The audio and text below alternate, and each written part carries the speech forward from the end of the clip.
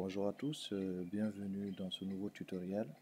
Alors aujourd'hui, on va principalement parler de structure d'un programme, c'est-à-dire comment est structuré un programme Java. Alors dans ce tutoriel, on parlera non seulement de la structuration, des types de données intégrées en Java, mais également des variables en Java. Alors, par rapport à un fichier Java, alors ici, dans le cas de ce langage de programmation, vous avez trois types d'enregistrement d'un programme. Alors, la première méthode, c'est tout simplement, lors de la création du fichier, de le renommer en lui donnant comme extension un point Java. Donc ça, c'est le premier point. Ou le deuxième point, il suffit tout simplement, c'est-à-dire là, on utilise le terminal. Donc notamment, on est sur un système d'exploitation Linux.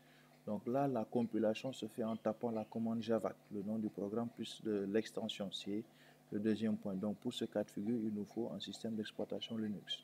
Et pour le troisième point, il va tout simplement également, dans le même cas de figure, utiliser la fenêtre du terminal.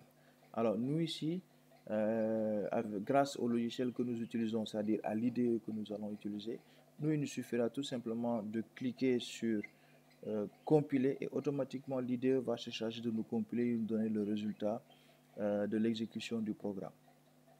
Alors, lorsque vous créez par exemple sur IntelliJ un nouveau projet Java, et ensuite, automatiquement en créant un projet Java, il vous génère un premier fichier. Et dans ce fichier-là, vous avez ce code par défaut. Vous avez public class main. Ensuite, à l'intérieur de cette classe-là, vous avez public static void main, string argument. Et ensuite, vous avez dans les méthodes, vous avez un système.out println bonjour. Alors, par défaut, voilà la structure par défaut d'un programme Java. Alors, on va ici décrypter chaque élément, chaque point de ce code par défaut qui s'affiche lorsqu'on lance un IDE au niveau de Java et à quoi est-ce que cela sert. Alors, pour le premier, c'est-à-dire public class main. Alors, cette ligne utilise un mot-clé, ce qu'on appelle une classe, pour déclarer une nouvelle classe qui est définie. Alors ici, on le verra beaucoup plus tard.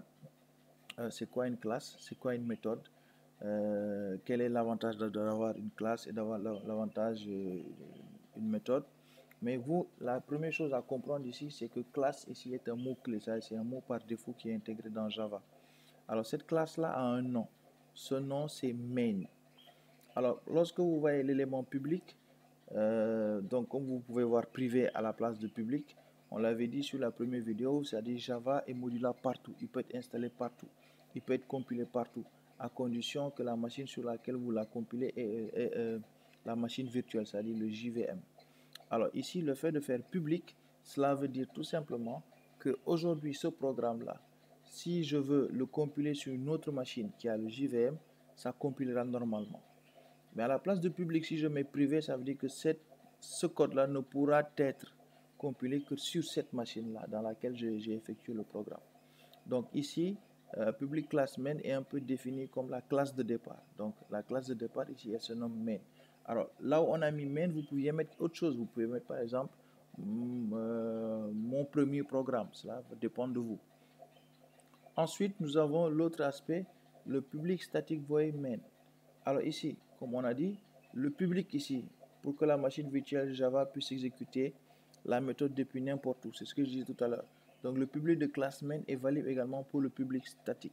Donc public statique, ça veut dire que vous pouvez aujourd'hui compiler ce code-là dans n'importe quelle machine à la condition que cette machine-là est ce qu'on appelle un JVM, c'est-à-dire la machine virtuelle Java. Donc ici, on n'a que deux éléments, soit on est en public, soit on est en privé. L'autre aspect, le statique.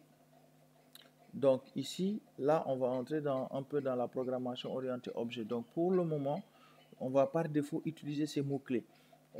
L'utilité réelle de statique, on le verra vraiment quand on va commencer le travail avec l'orienté objet. Également void, la méthode principale qui ne renvoie rien, c'est-à-dire il va renvoyer un élément nul. Main, le nom configuré de la machine virtuelle. Alors main ici, c'est un nom par défaut que vous pouvez changer également. Et entre parenthèses, vous avez string argument, ce qui veut dire que la méthode principale accepte un seul argument, c'est-à-dire un seul élément dans le tableau. Et enfin, nous avons system.out.println. C'est la méthode qui permet d'afficher une valeur au niveau de l'écran en Java. Donc, vous avez ici, system est une classe prédéfinie. .out, c'est où est-ce que l'information doit sortir. Donc, ici, dans ce programme-là, lorsque vous le compilez, il va tout simplement vous afficher bonjour. Donc, qu'est-ce qui lui permet d'afficher bonjour? C'est le system.out.println. Alors, on rappelle ici que quand vous mettez print ici, sans le ln, il va afficher toujours bonjour. Mais quand vous mettez le ln veut tout simplement dire qu'après le bonjour, qu'il reparte à la ligne. Donc, ce qui fait que quand vous allez compiler, il va automatiquement ramener après le bonjour et revenir à la ligne. Le curseur va revenir à la ligne. Alors, donc là, après un peu une brève définition de la structure du programme, on a maintenant les types de données intégrées en Java. Alors, les types de données intégrées, on va, pour un peu en lien avec du PHP, on va parler des types de variables en fait. Donc ici, Java a vraiment plusieurs types de données intégrées avec lesquels il peut travailler, notamment vous avez deux types de données intégrées. Donc Java est divisé en deux grands types, les types primitifs et les types de données référence objet. Donc nous, on va principalement s'appesantir sur les types primitifs. D'abord, donc les booléens où là, par exemple, à ce niveau-là, il n'y a que deux choix possibles, vrai ou faux. Vous avez char, les chaînes de caractères, byte, short, int, long, float ou double. Donc ces types primitifs-là, ce sont des types de variables. Ce sont des types de variables. Donc aujourd'hui, lorsque vous déclarez, par exemple, vous voulez déclarer une variable en PHP, vous mettez le $. Ensuite, vous mettez A. Ensuite, vous mettez égal 5, par exemple. Cela veut dire que le contenu de la variable A égale 5. Alors ici, par exemple, si vous voulez afficher, faire la même chose en Java, vous allez mettre par exemple int pour intégreur. Int ici signifie que vous voulez faire un entier. Donc int A égale 5. Donc ici, quand on parle de type de données, c'est tout simplement le type de données que vous allez utiliser pour faire tout simplement votre programmation. Et l'autre aspect aussi, c'est les variables. Donc en Java, comme on l'a expliqué tout à l'heure, pour définir une variable, on va utiliser le type de données, le nom de la variable et ensuite le contenu de cette variable-là. Donc on le verra déjà dans les différents exercices qu'on aura à faire, les présentations qu'on aura à faire. Mais vous ici, il faut juste comprendre qu'aujourd'hui, pour déclarer une variable, il faut d'abord indiquer le type de la variable, le nom de la variable, ensuite l'affectation par rapport à cette variable-là. Et comme on a dit, le type de données est l'un des types de données de Java.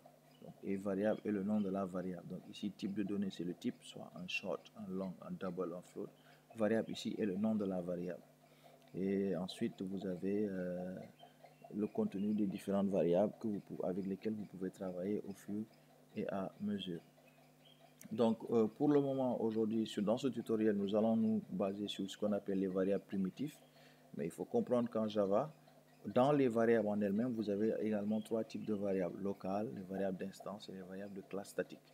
Donc, une fois qu'on aura fini un peu une introduction, une prise en main un peu sur les variables primitives, on va directement attaquer ces variables-là. Donc, c'est tout pour ce tutoriel et on se retrouve pour la vidéo prochaine.